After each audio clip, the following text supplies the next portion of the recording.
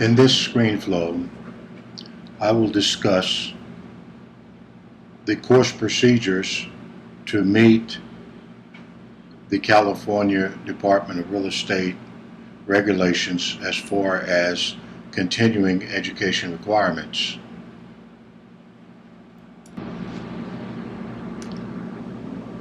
This is a sample lesson using PowerPoint.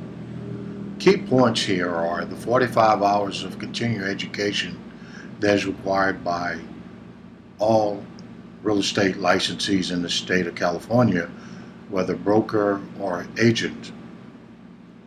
In this, I'd like to point out that we'll focus on the requirements for a real estate salesperson's license, ethical conduct that's required of real estate professionals, and then explaining the value that a real estate agent brings to the customer. The California Department of Real Estate is very strict about its educational policies, its testing procedures.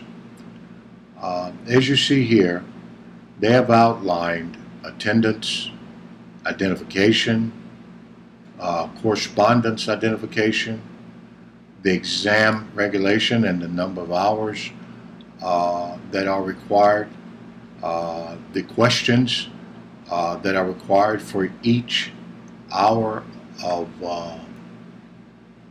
training, and their disclaimer policy as far as approval by the California Department of Real Estate. This does not include specific course content that would come out in a separate syllabus and policy document. This is an excerpt from the California Department of Real Estate regulations concerning final examination rules. They are speaking here of the course final examinations that certificates are sent to them after completion. However, the same rules that apply here for the final examination will be applied to module quizzes. Adhering to the California Department of Real Estate regulations is extremely important. Violation of any of the regulations is cause to lose your license. The key issues and concepts in real estate practice and principles, in my opinion, begins with ethics. Ethics is the standard of conduct owed to the public by realtors. And then, of course, licensing.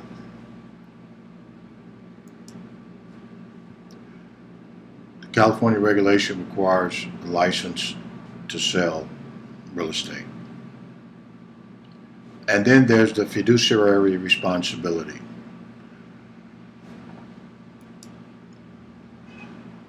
That is the position of trust and confidence that